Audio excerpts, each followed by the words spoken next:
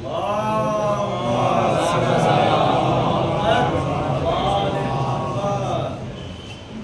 حول ولا قوة إلا بالله العلي العظيم.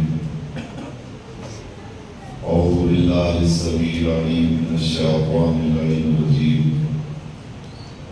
بسم الله الرحمن الرحيم. الحمد لله الواحد الأحد الفرد الصمد الذي لم يلد ولم يولد ولم يكن له كفوا أحد. ثم الصلاة والسلام والتحية والإكرام على النبي الأمي المكي المدني الهاشمي القرشي القربي مولانا ومقتدانا وهادينا ونبينا وشفيع قلوبنا وطبيب نفوسنا وحبيب إله العالمين بالقاسم محمد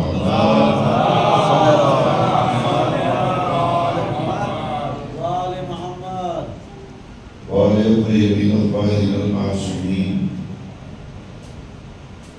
أما بعد فقد قال سبحانه تبارك وتعالى وقوله الحق. بسم الله الرحمن الرحيم. ولد الله عبد الرحمن أياما تدعو فله الأسماء الحسنى ولا تجهر بصلاتك ولا تخافت بها وابتغ بين ذلك سبيلا.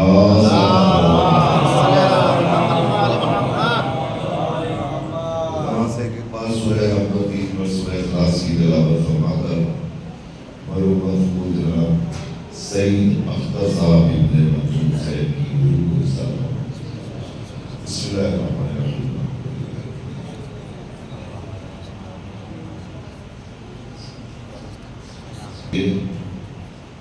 اور اپنی اپنی بارگاہ شہزادی کونین میں حاضری درج کرانے کے لیے بآواز بلند صلوات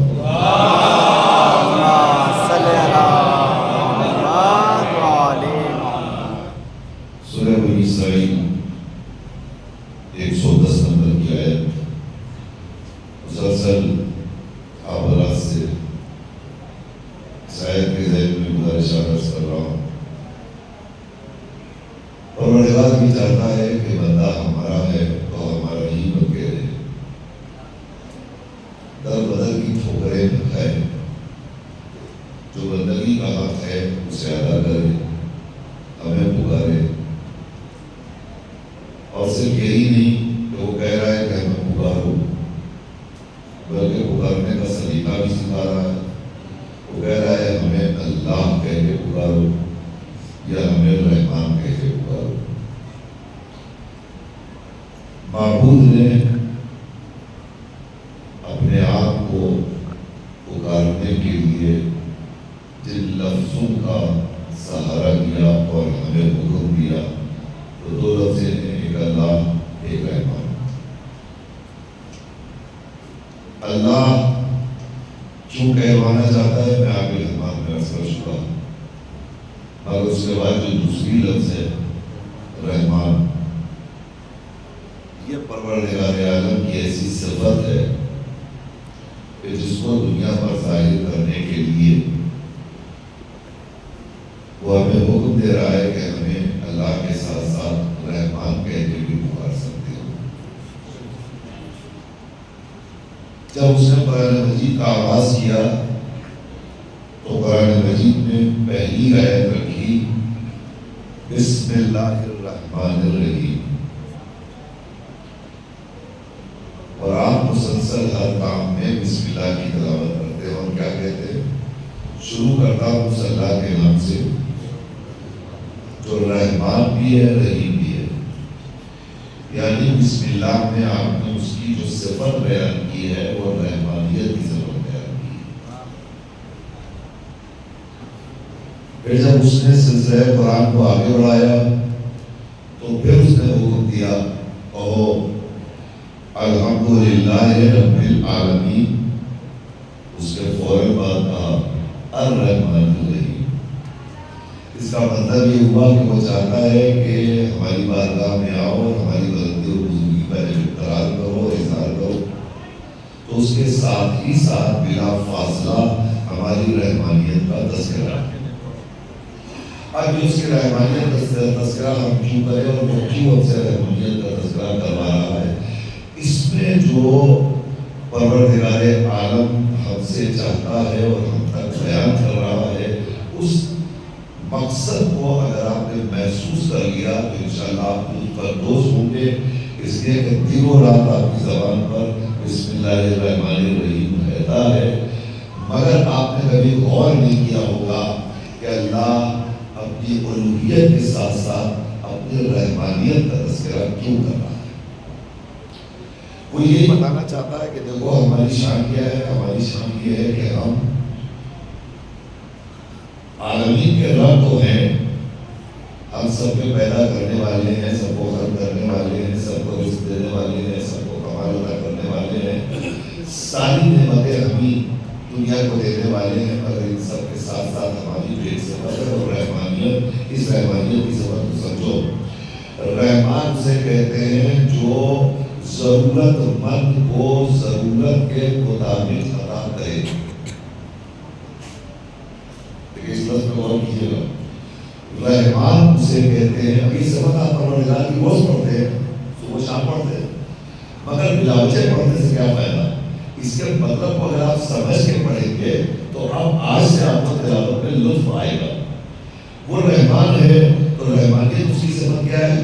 رحمانیت کی صفت کا تقاضا یہ ہے کہ پروردگار دنیا کو بتانا چاہتا ہے کہ ہم وہ ہیں جو ہر شخص کو اس کی ضرورت کے مطابق عطا کرتے ہیں۔ ہمیں پتا ہے کہ کس کی کیا حاجت ہے اور کس کی کیا ضرورت ہے۔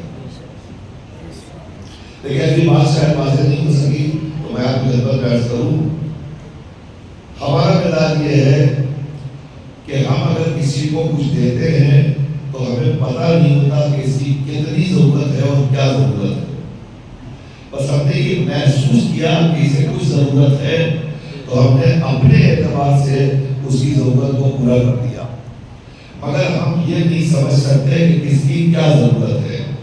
ایک چھوٹا بچہ ہے جو دودھ پیتا اور شیرخوار بچہ ہے، اگر اس کو بھوک لگے اور وہ روئے تو آپ اس بچے کے پاس اگر ایک روٹی لے کر کے جائیے اور توڑ توڑ کے بچے کو روٹی کھلانا شروع کر دیجیے، یہ سوچ کر کے کہ یہ بھوکا ہے، تو کیا بچہ روٹی ہضم کر پائے گا؟ اور ایک جوان جو روٹی کا عادی بن چکا ہو، اسے آپ شیشی بوتل لے جائیے اور لے جا کر کے ایک بوتل شیشی اس کے منہ میں لگا دیجیے، اس کی ضرورت پوری ہو پائے گی؟ نہیں پوری ہو پائے گی۔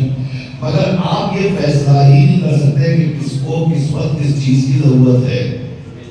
وہ پروردگار جانتا ہے کہ ہم نے کس کی حاجت کیا ہے، اس کے اعتبار سے اس کے سانچے کو ڈھالا ہے۔ ہم جانتے ہیں کہ کس کی کیا ضرورت ہے اور ضرورت کے مطابق ہم نے اس کو عطا کر دیا۔ یہی اس کی رحمانیت کی صفت ہے۔ اب آپ اس منزل پہ آ گئے تو میں آپ کے سامنے جلدی سے واضح کرتا ہوں، آپ سنیے۔ وہ پروردگار جو ہمیں رزق عطا کرتا ہے، وہ دنیا میں آنے کے بعد ہی عطا کرتا ہے یا دنیا کے پہلے بھی عطا کرتا ہے؟ جب ہم شکم مادر میں ہیں تو ہمیں رزق کی ضرورت ہے کہ نہیں ہے؟ ہمیں رزق کی ضرورت ہے۔ تو جب شکم مادر میں ہے تو ہمیں رزق کون دے رہا ہے؟ خدا دے رہا ہے رزق، مگر کیسے دے رہا ہے یہ ہمیں نہیں پتا۔ ہم نے سائنس کا سہارا لیا تو ہمیں اتنا پتا چلا کہ وہ ہمیں شکم مادر میں رگوں کے ذریعے خون کے قطرات ہمارے جسم میں دوڑا کر ہمیں غذا فراہم کر رہا ہے۔ مگر وہی انسان جو شکم مادر میں خون کی غذا سے 9 مہینے پروان چڑھ رہا ہے، وہ جب دنیا میں آ گیا تو اب اس کو غذا کی ضرورت ہے کہ نہیں؟ غذا کی ضرورت ہے۔ تو وہ پروردگار جس نے شکم مادر میں 9 مہینے تک ہماری غذا خون قرار دیا، کیا وہ دنیا میں آنے کے بعد ہماری غذا خون نہیں قرار دے سکتا تھا؟ مگر اس نے اہتمام کیا کیا؟ اس خون کو شیر میں تبدیل کر دیا۔ جب تک بچہ شکم مادر میں رہا اس کی غذا خون رہی اور وہ 9 مہینے تک پروان چڑھتا رہا، مگر جیسے ہی باہر آیا تو اب غذا تبدیل تبدیل ہو گئی، اس نے اس خون کو شیر میں تبدیل کر دیا۔ پہلے جو غذا دے رہا تھا وہ خون تھا، مگر براہ راست پروردگار یہ غذا ہم تک پہنچا رہا تھا۔ مگر اب جب دنیا میں ہمیں غذا کی ضرورت پڑی تو اس نے غذا کا وسیلہ ماں کو قرار دے کر دنیا کو بتا دیا کہ پہچانو، جب تک تم شکم مادر میں تھے تمہیں پتہ نہیں تھا کہ تمہارے رزق کا حقیقی وسیلہ کون ہے، مگر جیسے ہی تم نے دنیا میں قدم رکھا تو ہم فوراً شکم مادر سے نکل کے فوراً آغوش مادر میں تمہارے رزق کا جو فراہمی اور انتظام کر رہے ہیں وہ ماں کو وسیلہ بنا کر رہے ہیں، تاکہ دنیا پہچان سکے کہ اگر خالق حقیقی وہ ہے تو خالق مجازی ہے، اگر رازق حقیقی وہ ہے تو رازق مجازی ہے۔ کل تک دنیا کو پتہ نہیں تھا کہ رزق کا دینے والا کون ہے، مگر دنیا میں آنے کے بعد سب کو پتہ چل گیا کہ رزق کا دینے والا کون ہے، اور اس تعارف کا ذریعہ ماں بنی جس کے ذریعے پروردگار نے دنیا کو رزق فراہم کروایا۔ اچھا ٹھہریے میرے معبود، جب تو شکم مادر میں رہ کر 9 مہینے تک ہماری غذا خون بنا سکتا تھا تو دنیا میں آنے کے بعد بھی ماں کے وسیلے سے جو رزق دے رہا تھا اسے بھی خون ہی کے ذریعے پہنچا دیتا، اسے تم نے شیر میں کیوں تبدیل کیا؟ تو اب پروردگار آواز دے گا، میرے نوجوانوں، میرے بچوں، بس اب یہاں سے میرے ساتھ جڑ جاؤ اور متوجہ ہو جاؤ۔ میں نے یہ پوری تمہید جس مقصد کے تحت بیان کی ہے اب اس کا نچوڑ آپ کے حوالے کر رہا ہوں۔ وہ خدا جو 9 مہینے تک ہمیں خون کے ذریعے غذا فراہم کر کے پروان چڑھا سکتا تھا، اس نے دنیا میں آنے کے بعد خون کو دودھ میں کیوں تبدیل کر دیا؟ یاد رکھیے، خدا یہ گوارا نہیں کر سکتا کہ ہماری مخلوق نجس غذا پر پروان چڑھے۔ بہت امپورٹنٹ پوائنٹ آپ کے حوالے کر رہا ہوں۔ خدا وہ پاک ہے، اسے برداشت نہیں ہے کہ ہماری مخلوق نجاست کے قریب جائے۔ اب ظاہر ہے کہ خون ہوتا ہے نجس، لہذا اسے گوارا نہیں تھا کہ بچے کی غذا دنیا میں آنے کے بعد یہ نجس غذا بن سکے۔ ممکن ہے کوئی چھوٹا بچہ یہ سوچے کہ اگر نجس ہے خون تو پھر جسم میں یعنی شکم مادر میں رہ کر اس نے خون کو غذا کا وسیلہ کیوں بنایا؟ تو میں اس مسئلے کو حل کر دیتا ہوں۔ یاد رکھیے گا، خون نجس ہے، مگر جب تک جسم کے اندر ہے وہ نجس نہیں ہے، جب جسم کے باہر آ گیا تو نجس ہو گیا۔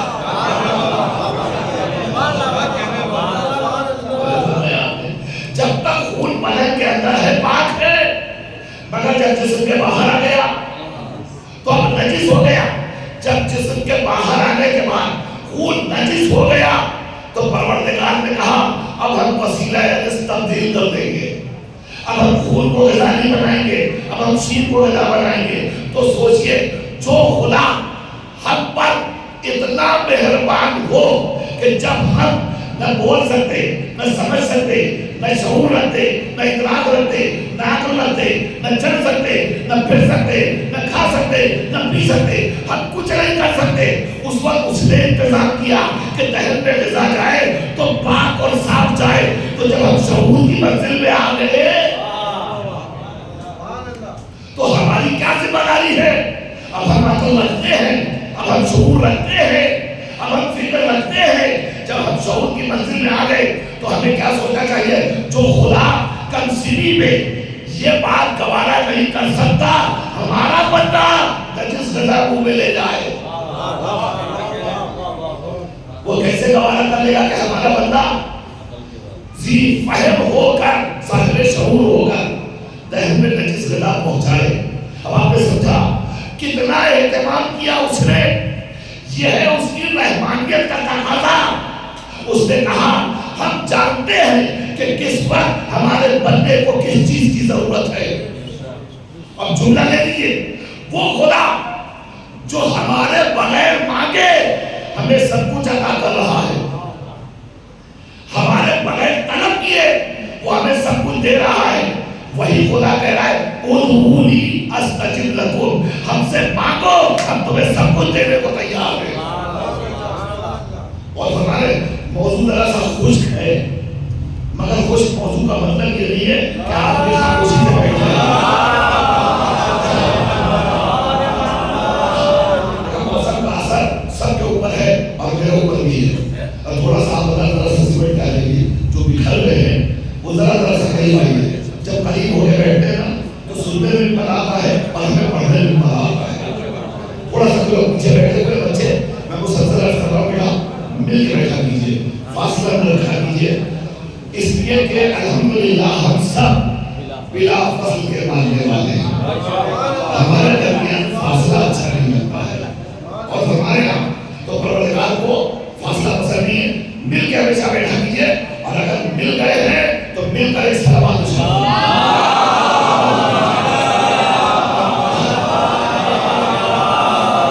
وہ خدا جو ہم سے بغیر مانگے ہوئے ہمیں سب کچھ دے رہا ہے. وہ خدا کیا کہہ رہا ہے؟ ادعونی استجب لکم، ہم سے مانگو ہم تمہیں سب کچھ دیں گے. یہ دعا کا فکرہ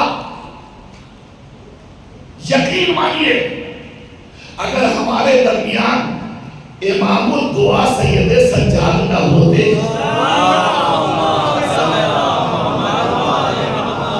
تو ہمیں دعا مانگنے کا سلیقہ ہی نہ آیا. ہمارے مولا نے دعائیں مانگ مانگ کے پورا صحیفہ ہمارے حوالے کر کے ہمیں دعا مانگنے کا سلیقہ عطا کر دیا. وہ خدا کیا کہہ رہا ہے؟ ہم سے مانگو ہم تمہیں سب کچھ دیں گے. وہ خدا کو بغیر مانگے سب کچھ دے رہا ہے. ہم نے اپنے وجود کے لیے دعا مانگی تھی کہ پروردگار ہمیں پیدا کر دے. ہم نے دو آنکھوں کے لیے دعا مانگی تھی، دو ہاتھ کو پیر کے لیے دعا مانگی تھی. بغیر دعا کے اس نے ہمیں سب کچھ دیا کہ نہیں دیا؟ اب خود اس کی رحمانیت کو محسوس کر لیجئے. وہ خدا جو بغیر مانگے ہمیں سب کچھ دے سکتا ہے، وہ کہہ رہا ہم سے مانگو ہم تمہیں سب کچھ دیں گے. مگر سنو، یاد رکھنا، ہم سے مانگو گے ہم سب کچھ دیں گے، لیکن ان الذین یستکبرون عن عبادتی سیدخلون جہنم داخرین. ہماری بارگاہ میں آؤ، سرے نیاز کو ختم کرو، خلوص سے، عقیدت سے، جو مانگو گے ہم سب دیں گے. لیکن یہاں آ کے اگر اکڑ دکھائی،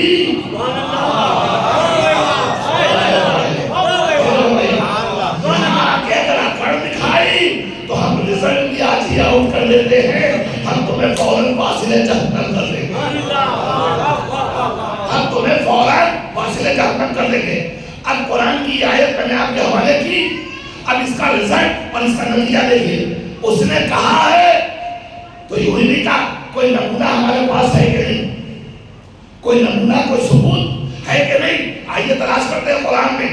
پہلی منزل جب پروردگار نے زمین کو بسانے کی سوچی، ابھی کچھ نہیں ہے زمین پہ، جب زمین کو بسانے کا سوچا ارادہ کیا تو اس نے کیا کہا؟ انی جاعل فی الارض خلیفہ. اس لفظ کا میں تکلف کیوں کرتے ہیں؟ کوئی راز تو ضرور ہوگا. اس لفظ کو بولیا ہمارے ساتھ ہے، انی جاعل فی الارض خلیفہ. اللہ کیا کہہ رہا ہے؟ ہم زمین والوں کے لیے ایک خلیفہ بنانے جا رہے ہیں. جڑیں گے آپ انشاءاللہ؟ ہم زمین والوں کے لیے ایک خلیفہ بنانے جا رہے ہیں. پروردگار کیسے بنائے گا؟ کہاں ہم بتاتے ہیں؟ فرشتوں کو حکم دیا زمین پہ جاؤ. فرشتے زمین پہ آئے، یہاں سے تھوڑی سی خاک اٹھاؤ. انہوں نے خاک لی، خاک لے کر گئے عرش پر. عرش پہ پہنچنے کے بعد اسی مٹی سے پیکر تیار کیا، خلیل پونا پتلا تیار کیا. جب پتلا تیار ہو گیا تو اللہ نے کہا ہم جب اس میں اپنی روح داخل کر دیں تو سب لوگ سجدے کر لینا. اس نے حکم دیا. کیا کر رہا ہے؟ کہاں خلیفہ بنا رہے ہیں. پروردگار کس کے لیے؟ کف الارض، زمین والوں کے لیے. سبحان اللہ. زمین والوں کے لیے کیا کر رہا ہے؟ کل خلیفہ بنا رہے ہیں. کس کے لیے؟ زمین والوں کے لیے. ہم نے کہا پروردگار زمین والوں کے لیے بنا رہے ہیں نا. کہا ہاں. ہم نے کہا کیسے بنائے گا؟ کہ زمین کی مٹی سے. پھر کیا کرے گا؟ کہ یہاں کی مٹی وہاں جائے گی. پھر کیا ہوگا؟ کہ وہاں بنے گا. پھر کیا ہوگا؟ کہ وہاں سے یہاں آئے گا. معمول یہ اتنا لمبا چوڑا پروسیجر کیوں؟ ارے بھائی جب یہاں والوں کے لیے بنانا ہے اور یہی کی خاص سے بنانا ہے تو یہی بنا بھی لے. نہیں پہنچے یہ پیچھے والے مجھ سے جڑے رہے ہیں. لطف آئے گا آپ کو. عزیزان گرامی میں کہوں پروردگار جب یہی والوں کے لیے بنانا ہے اور یہی کی خاص سے بنانا ہے تو یہی کیوں نہیں بنا دیتا؟ یہ کیا کر رہا ہے؟ فرشتے آئے مٹی لے جائیں وہاں بنائے پھر یہاں بھیجے. اتنا پروسیجر کیوں؟ یہی والوں کے لیے بنا رہا ہے. یہی بنا دے آواز قدرت آئے گی. پہلے غور تو کرو ہم کیا بنا رہے ہیں. نہیں پہنچے ہم. پہلے غور تو کرو ہم کیا بنا رہے ہیں. ہم نے تو پروردگار خلیفہ بنا رہا ہے. کب پھر تمہیں پتا نہیں ہے اگر ہم نے پہلی منزل میں پہلا خلیفہ زمین پہ بنا دیا. سبحان اللہ. شاباش جوانو مجلس کا سوال ایسی ہونا چاہیے. اگر آج ہم نے پہلی منزل میں پہلا خلیفہ زمین پہ بنا دیا تو آنے والے وقت میں لوگوں کو موقع مل جائے گا جب اللہ پہلا خلیفہ زمین پہ بنا سکتا ہے.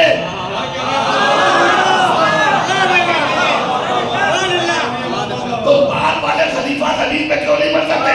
اللہ نے کہا آج ہی ہم سب نے معاف کر دیتے ہیں. یہاں کی خاک وہاں جائے گی بنے گا وہاں آئے گا یہاں تاکہ دنیا کو پتا چل جائے جو یہاں بنے گا وہ عبداللہ والا ہوگا اللہ والا نہیں ہوگا. اس لیے کہ اللہ والا بنے گا وہاں آئے گا یہاں. یہ پہلی منزل ہے. بنے گا وہاں آئے گا یہاں. تو دنیا کو پروردگار نے پہلی منزل میں تہوکہ دے دیا. یاد رکھنا جو خلیفۃ اللہ ہوگا قرآن کی روشنی میں وہ یہاں بنے گا نہیں بن کے وہاں سے یہاں آئے گا جو اللہ والا ہوگا. اچھا ٹھیک پروردگار تو نے بنا دیا اب کیا کریں؟ اب فرشتوں نے کہا سجدہ کرو. سب نے سجدہ کیا مگر ایک تھا اکڑ گیا. اس سے کیا کہا ہم تو سجدہ نہیں کریں گے. کیوں نہیں کرے گا؟ ایسے نہیں کرے گا. ہم افضل ہیں. کیسے افضل ہے؟ کہ یہ مٹی سے بنے یا آگ سے بنے. تجھے کیا پتا آگ کی اصل کیا ہے مٹی کی اصل کیا ہے؟ تجھے کیا پتا؟ اس کا پتا تو صرف اسی کو ہوگا جو خالق خاک ہو خالق آگ ہو وہی سمجھ سکتا ہے اس کی حقیقت کیا ہے.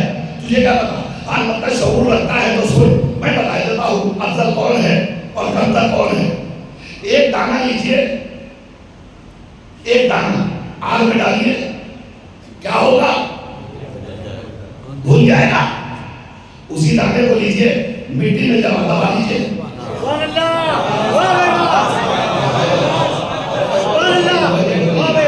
اسی دانے کو مٹی میں دبائیے کیا ہوگا؟ تناور درخت بن جائے گا. اس کا مطلب یہ ہوا کہ آگ کی فطرت ہے وجود کو ختم کر دینا. مٹی کی فطرت ہے وجود کو تناور درخت بنا دینا. اور ہمارا یہ چھوٹے سے دانے کو تناور درخت بنا دینا. اب بتائیے افضل کون ہوا آگ یا مٹی؟ مگر اس نے زوم ناقص میں کیا کہا کہ میں افضل ہوں. کیوں؟ کہ میں آگ سے بنا ہوں. پروردگار نے کہا اچھا بڑا زوم ہے تجھے نہیں کرے گا سجدہ. کل نہیں کریں گے. نکل جا میری بارگاہ سے نکل جا میری بارگاہ سے. پروردگار کیوں نکال رہا ہے؟ کیوں نکال رہا ہے؟ کہ تمہیں اکڑ دی ہے اس کی. میں کہہ رہا ہوں جھک جا. میں کہہ رہا ہوں جھک جا مگر نہیں جھک رہا ہے. اس کا مطلب یہ ہوا کہ اگر پروردگار کے حکم کی کوئی سرتابی کرے اللہ ملت پہ اسے اپنی بارگاہ سے نکالے. اگر کوئی حکم پروردگار کی مخالفت کرے اللہ اسے برداشت نہیں کرتا. لہذا فضل نکل جائے میری بارگاہ سے. اب اس نے کہا پروردگار نکل جائے. کہا بالکل میرا فیصلہ ہے چلا جائے یہاں سے. اب مجھے یہاں رہنے کی کوئی ضرورت نہیں ہے. ٹھیک. اچھا پروردگار میں نے اتنی عبادتیں کی اتنے سجدے کیے اتنے رکوع اتنی تسبیح اتنی بندگی اتنی عبادت پروردگار کچھ تو سلا دے. تو کہا مان کیا مانگتا ہے؟ اس نے کہا مجھے وقت معلوم تک کی زندگی دے دے. وقت معلوم تک کی حیات دے دے. کہ کیا کرے گا حیات دے کر؟ کہ تیرے بندوں کو بہکاؤں گا تیرے بندوں کو گمراہ کروں گا. اچھا کیسے گمراہ کرے گا؟ اب دیکھیں پھر منزل ہے. کہ کیسے گمراہ کرے گا؟ کہ چاروں طرف سے گمراہ کروں گا، چاروں طرف سے گمراہ کرے گا۔ کہا پھر بشیر مسکرائی، مسکرا کے کہتی ہے جا، 4 سبتیں تیری 2 سبتیں میری۔ آپ کی سماعتوں کو سلامت رکھے۔ میں جب آیا تو مجھے بڑا ڈرایا گیا تھا، یہاں لوگ بولتے نہیں ہیں، مگر الحمدللہ روزہ بول رہے ہیں اور خوب بول رہے ہیں، مجھے حوصلہ ملتا ہے جب آپ بولتے ہیں۔ سنیے، بس میری بات آپ تک پہنچ جائے، میں اپنی کامیابی سے محسوس کروں گا۔ پروردگار مسکرا کے کہتا جا، 4 سبتیں تیری 2 سبتیں میری۔ یہ بھی چوک گیا، کہ اب تک تو ہم نے یہ سنا تھا چاروں طرف سے میں کروں گا، یہ تو محاورہ ہے، چاروں طرف چاروں طرف چاروں طرف، تو وہ یہ سمجھ رہا تھا چاروں سبتیں ہوگی۔ پروردگار نے جس کا 4 سبتیں تیری 2 سبتیں میری، بھائی بتاؤ پلٹ کے پوچھتا ہے پروردگار وہ 2 سبتیں تیری کون سی ہیں؟ بات پہلے تو بتا، تیری 4 سبت کان مشرق سے، مغرب سے، پورب سے، پچھم سے، چاروں طرف سے سبتیں تیری ہیں، تو چاروں طرف سے بہکا مگر 2 سبتیں میری ہے۔ کہا وہ کون سی؟ کہا جب میرا بندہ میری طرف ہاتھوں کو اٹھا کے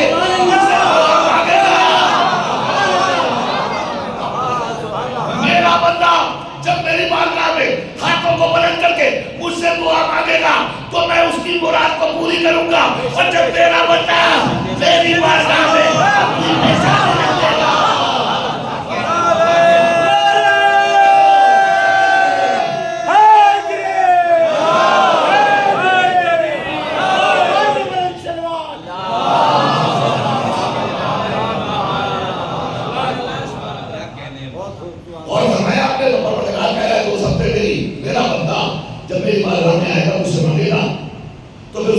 نہیں پائے گا، شیطان میں نہیں بگاڑ سکتا۔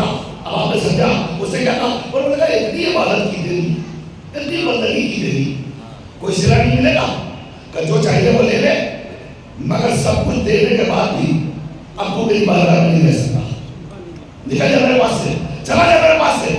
پروردگار نے اسے نکالا کہ نہیں، کس بنیاد پر نکالا؟ اکڑ کی بنیاد پر۔ یہی قدرت نے کہا تھا ان الذین یستکبرون عن عبادتی، اگر تو میری بندگی میں اکڑ دکھائے گا، سبحان اللہ، ہم نے ایک تو کہا تھا اگر تو اکڑ دکھائے گا فوراً میں تجھے وارد جہنم کر دوں گا، داخل جہنم کر دوں گا۔ ابلیس داخل جہنم ہوا کہ نہیں ہوا؟ ہو گیا۔ کس بنیاد پر؟ اپنے عمل کی بنیاد پر، اپنی اکڑ کی بنیاد پر۔ اکڑ کیا تھی؟ اللہ کے پہلے بنائے ہوئے خلیفہ کی بارگاہ میں سر نیاز کو خم نہیں کیا۔ پھر ایک بات آتی ہے، آدم کون ہے؟ اللہ کا پہلا خلیفہ، اللہ کا پہلا خلیفہ۔ مجھے کہنے دیجئے، اگر آدم جیسے پہلے خلیفۃ اللہ کی شان میں کوئی گستاخی کرے، کم سے کم نگاہ بشریت میں شیطان ہوتا ہے۔ کم سے کم اس کا غور کیجئے گا، اگر پہلے خلیفۃ اللہ کی محبت اور اطاعت سے کوئی انکار کر دے تو اللہ کی نظر میں کم سے کم شیطان ہوتا ہے۔ تو مجھے سوال کرنے دیجئے، اگر پہلے خلیفہ کا گستاخ شیطان ہے تو آخری خلیفہ کا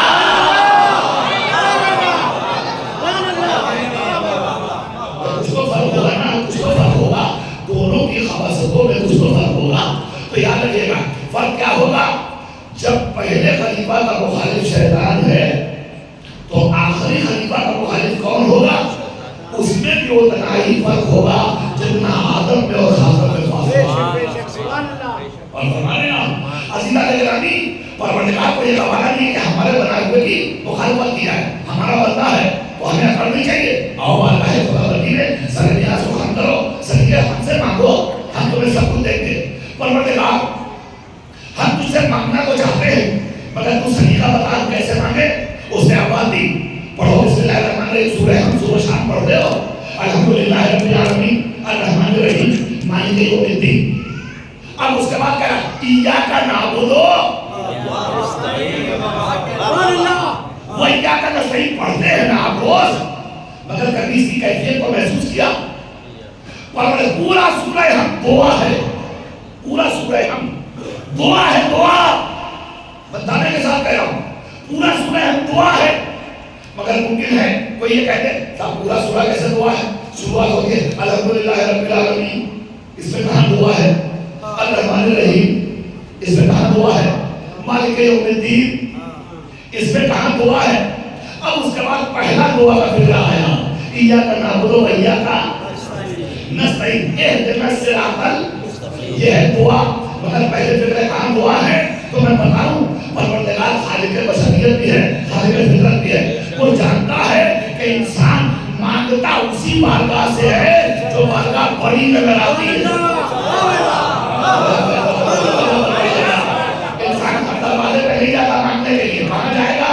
جب اسے یقین ہو جائے گا یہ بارگاہ بڑی ہے تبھی مانگنے جائے گا۔ اب سمجھ میں آئی بات، پروردگار چاہتا ہے ہمارا بندہ ہماری بارگاہ میں آئے، مگر پہلے یقین تو کر دے کہ یہ بارگاہ کتنی بڑی ہے۔ اس لیے اس نے کہا الحمدللہ رب العالمین، ساری تعریف اس خدا کے لیے جو عالمین کا رب ہے، عالمین کا پالنے والا ہے، عالمین کا رب ہے، عالمین کا پالنے والا ہے۔ یہ بتائیے عالمین میں فقط ہم اور آپ ہی ہیں؟ عالمین میں ہم اور آپ ہی ہیں؟ فرعون ہے کہ نہیں؟ نمرود ہے کہ نہیں؟ شداد ہے کہ نہیں؟ پروردگار انہیں دے رہا ہے کہ نہیں؟ ارے توجہ فرمائیے، دیکھیں اس کی شان ربوبیت ہمیں آسان بات نہیں ہے پہلاکیت کے موضوع پر گفتگو کرنا، کلیجے کی بات ہے۔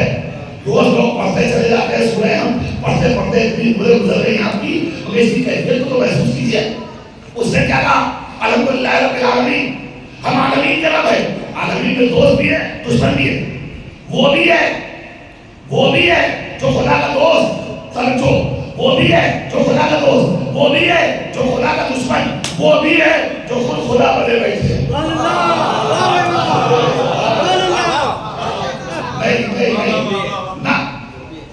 آپ کو جو رسپانس دینا چاہیے نا وہ نہیں دیا، شاید میں پہنچا نہیں سکا اپنی بات۔ لیکن نمرود خدا ہے کہ نہیں؟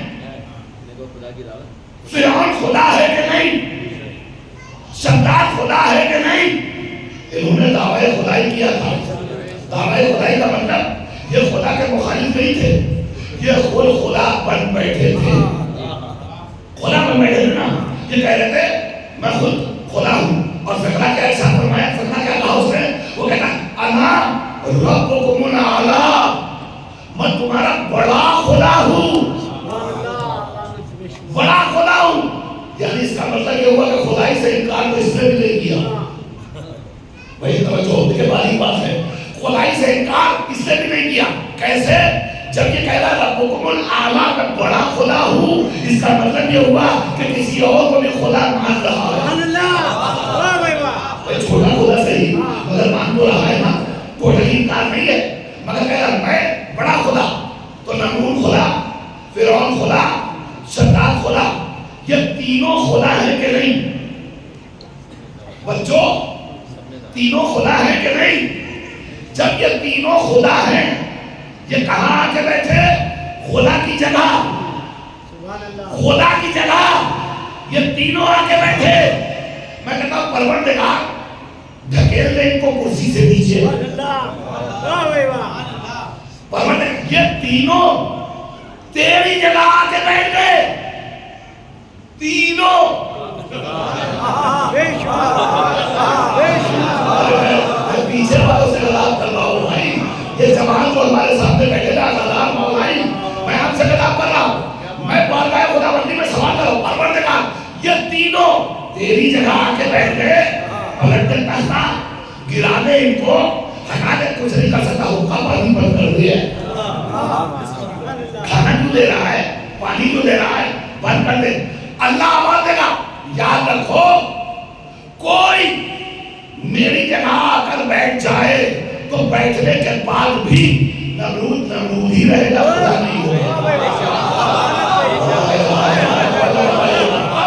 خدا کی جگہ بیٹھ کر نہیں، نمرود ہی رہے گا، فرعون ہی رہے گا، شداد ہی رہے گا۔ ایسا تو نہیں ہو سکتا کہ کوئی خدا کی جگہ بیٹھ جائے تو خدا بن جائے گا۔ کہ نہیں، اگر یہ ہماری جگہ بیٹھ بھی گئے تو ہم ہی رہیں گے، ہمارے شرف اور فضیلت کو یہ نہیں چھین پائیں گے، ہم خدا رہیں گے، یہ غاصب رہیں گے۔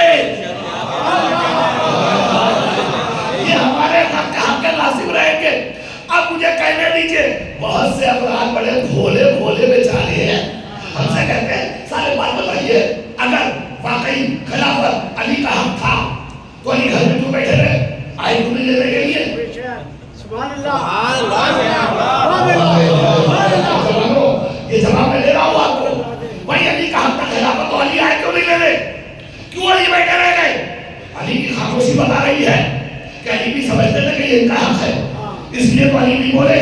تو میں اس کا جواب یہ دیتا ہوں، اما اگر علی یہ سمجھ رہے تھے کہ ان کا حق ہے اس لیے خاموش تھے تو علی سے پہلے تو خدا پر سوال کرو۔ جب خدا کی جگہ لوگ خدا بن کے بیٹھے اور خدا نہیں بولا تو پھر علی کی جگہ بیٹھنے والے وہ سچے کیسے ہو سکتے ہیں؟ علی اس لیے نہیں بولے کہ علی جانتے تھے جیسے خدا کی جگہ خدا بننے والے خدا نہیں ہو سکتے۔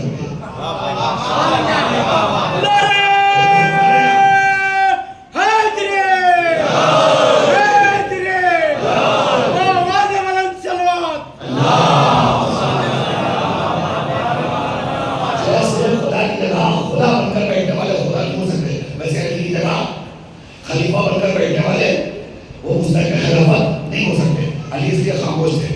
تو پروردگار کیا کہہ رہا ہے؟ ہماری شان ربوبیت یہ ہے، ہم اپنوں کو بھی دیتے ہیں اپنے دشمنوں کو بھی دیتے ہیں، یہ ہے اس کی رحمانیت کی صفت، یہ ہے شان ربوبیت۔ وہ جانتا ہے کہ کس کو کتنا دینا چاہیے اور کب دینا چاہیے، وہ عطا کر رہا ہے، سب کو دے رہا ہے۔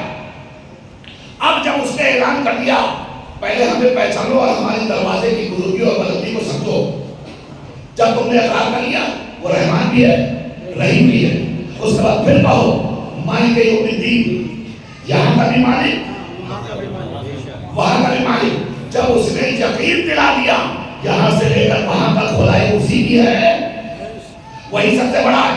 اب اس کے بعد اس نے کہا اب اور مقام دعا میں کہو ایاک نعبد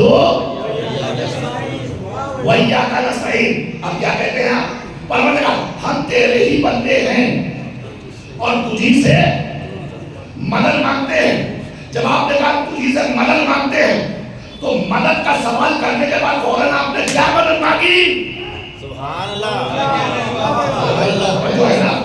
مدد کا سوال کرتے ہیں کیا مدد مانگی؟ کہا اہدنا الصراط المستقیم، پروردگار ہمیں صراط مستقیم دکھا دے، ہمیں صراط مستقیم دکھا دے، ہمیں صراط مستقیم بتا دے۔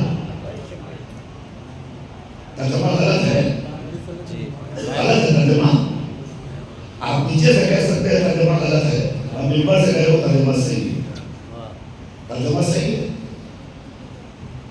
اچھا دو ترجمے ہوتے ہیں، ایک ترجمہ ہوتا ہے صراط مستقیم پر باقی رکھ قائم رکھ، یہی ترجمہ ہے نا؟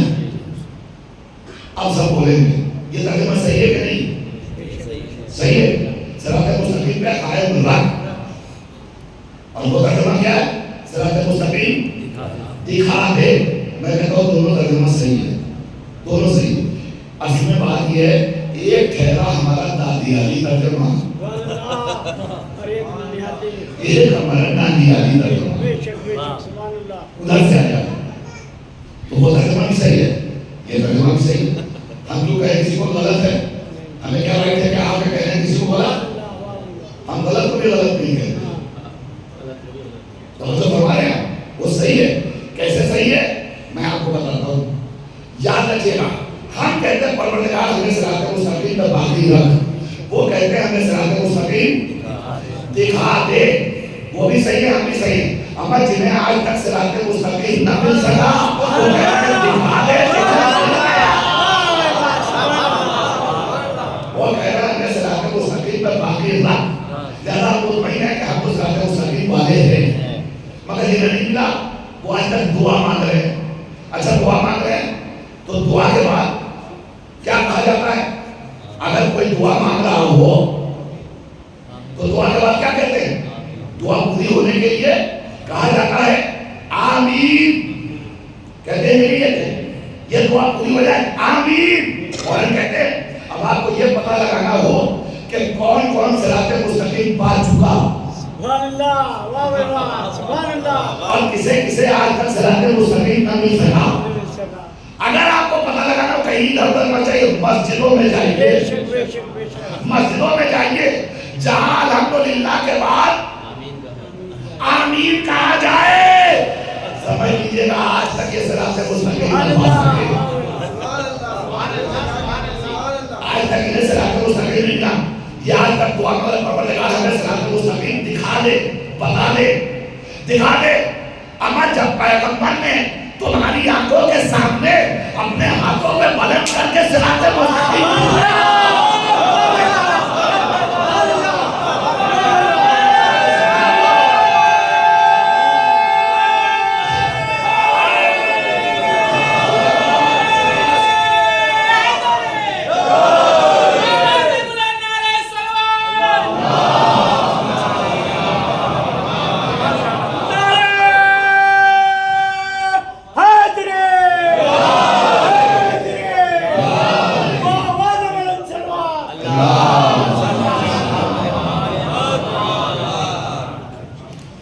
پیغمبر نے صراط مستقیم ہی تھا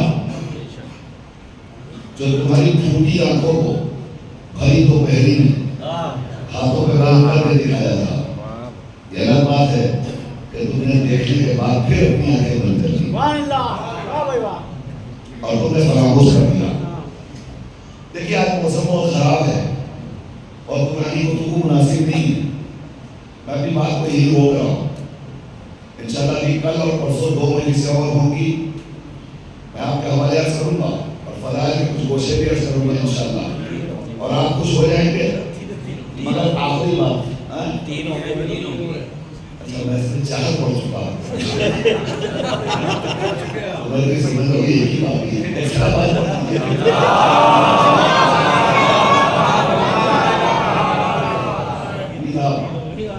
بڑی خطرناک تعداد ابھی بچی ہوئی ہے 3 مجلسیں باقی انشاءاللہ میں عرض کروں گا مگر ایک بات بالکل چلتے چلتے اس مدل پر ہم آ گئے پیغمبر نے صراط مستقیم بھری دوپہر میں سب کو دکھایا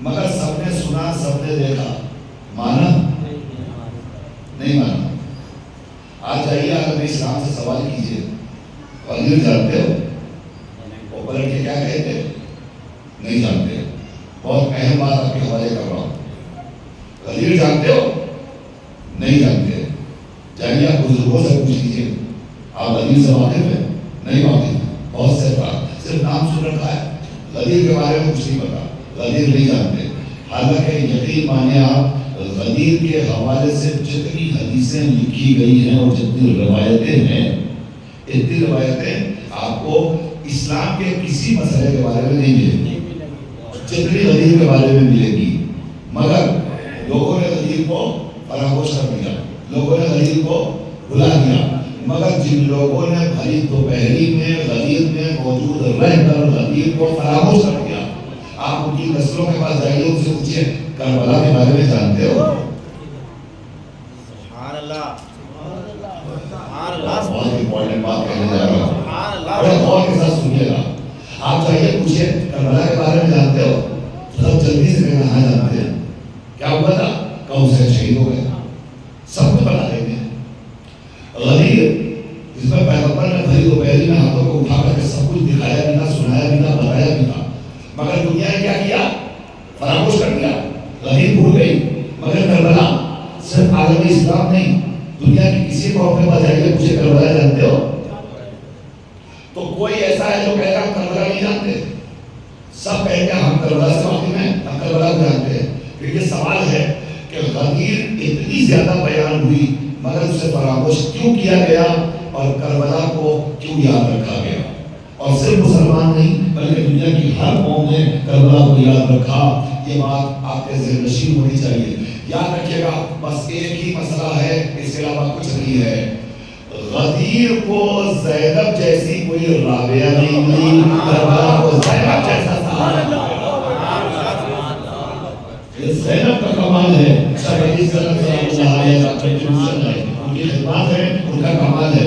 लबीब को ज़ैनब जैसी कोई मुकर्रर नहीं मिली, कोई खतीबा नहीं मिली, कोई राबिया नहीं मिली, कोई हदीस बयान करने वाली नहीं मिली, मगर करबला को ज़ैनब जैसी मुहद्दिसा मिल गई। ज़ैनब को करबला जैसी खतीबा मिल गई जिसने कदम कदम पर करबला को दुनिया के हवाले किया। आप सोचे ज़ैनब का कंट्रीब्यूशन करबला के मैदान में कितना बड़ा है, आप अंदाजा नहीं लगा सकते। अब आगे था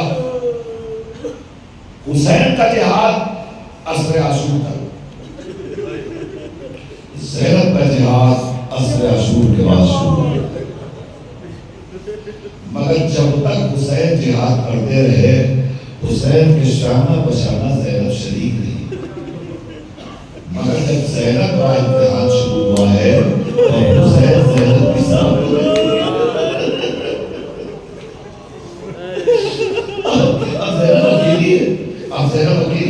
ज़ैनब के साथ कोई नहीं। इसी यही वजह थी कि जब ज़ैनब असीर होकर के चली है ना, तो ज़ैनब कभी फुरात कर करके भैया अब्बास आओ, ज़ैनब पैदा हो गई, अब्बास आओ, ज़ैनब पैदल बन गई, अब्बास आओ, ज़ैनब असीर बन गई। मक्का में पहुंची है तो अल्लाह से हुसैन की तरफ देख कर कहती है भैया हुसैन उठो, हुसैन उठो, ज़ैनब असीर होके जा रही। मगर कोई ज़ैनब का साथ देने वाला नहीं है। वापिस एक मुख्तसर सा काफिला है, कैदियों का काफिला, असीरों का काफिला, भूखों का काफिला, प्यासों का काफिला, और ये काफिला रवाना हो गया। करबला से कैदी बनकर कूफे की तरफ वारिद हो गया। अब ये जो अय्याम चल रहे हैं ना, ये वो अय्याम है जिसमें अहले बैत हरम कर कूफे की कैदोबत को गुजार चुके, और फरमाइए कूफे की कैदोबत को गुजार चुके। आपको मैं बताऊं, आप बैठे मौला सैयद सज्जाद की मजलिस बर्पा कर रहे हैं, सैयद सज्जाद का गम बर्पा कर रहे हैं, सैयद सज्जाद की गुर्बत का आप अंदाजा लगाइए। जब कूफे में ये काफिला गुजर रहा है तो सैयद सज्जाद से किसी ने पूछा, मौला आप पर सबसे ज्यादा जुल्म कहाँ हुआ? अल्लाह इन बोले वालों की आंखों पर रहमत नाज़िल फरमाए, आपकी आवाज़ों पर रहमत नाज़िल फरमाए। अब बहुत ज़्यादा मसाइल नहीं पढ़ूंगा, मुख्तसर सा मसाइल, अगर दिल को छू जाए यही मसाइल कहाँ है, इंशाअल्लाह अदा हो जाएगा। सैयद सज्जाद ने 3 फिक्रा कहा, अश्शाम अश्शाम अश्शाम। किसी ने पूछा मौला सैयद सज्जाद शाम में ऐसी कौन सी मुसीबत गुजरी कि जिससे आप याद करके मुसलसल हो रहे हैं और आप कह रहे हैं कि सबसे बड़ा जुल्म पर शाम को पहुंचा? तो मौला सज्जाद ने कहा, मैं बताऊं सबसे बड़ा जुल्म हम शाम के बाजार में खड़े थे, तमाशाइयों का मिलना, हमारी माए पहले बेरिदा थी, मुनादी निलावत कर रहा था, हाज़ी समाया में बरात रसूलुल्लाह, और देखो ये रसूल की बेटियां हैं जो बेरिदा कसा कसा फिराई जा रही है। मुनादी निलावत कर रहा था, उसके बाद रोने वालों रोने वालों रोने वालों, और सैयद सज्जाद को गुर्बत का अंदाजा लगाओ। खुदा किसी साहिबे हैसियत और साहिबे शरफ को ये मंजिल और ये वक्त न दिखाए जो बस सैयद सज्जाद पर गुजर गया। सैयद सज्जाद कहते हमसे पूछो, हम सामने खड़े थे, चारों तरफ तमाशाई थे, तमाशाइयों के दरमियान हमारी भूमि ज़ैनब बेरिदा खड़ी थी, हमारी माए पहले बेरिदा थी, मुनादी निलावत कर रहा। इसी अवस्था में सैयद सज्जाद कहते मैंने देखा कि लोगों ने अचानक हमारे छोटे से काफिले के ऊपर पत्थर बरसाने शुरू कर दिए।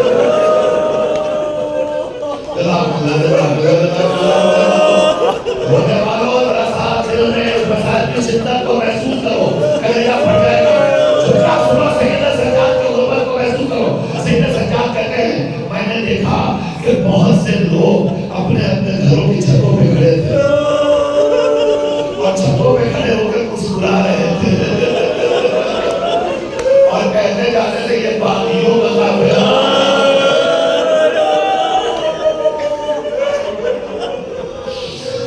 ये बागियों का काफिला आया। बस एक जुमला और मेरे तमाम हो गई, ये बागियों का काफिला।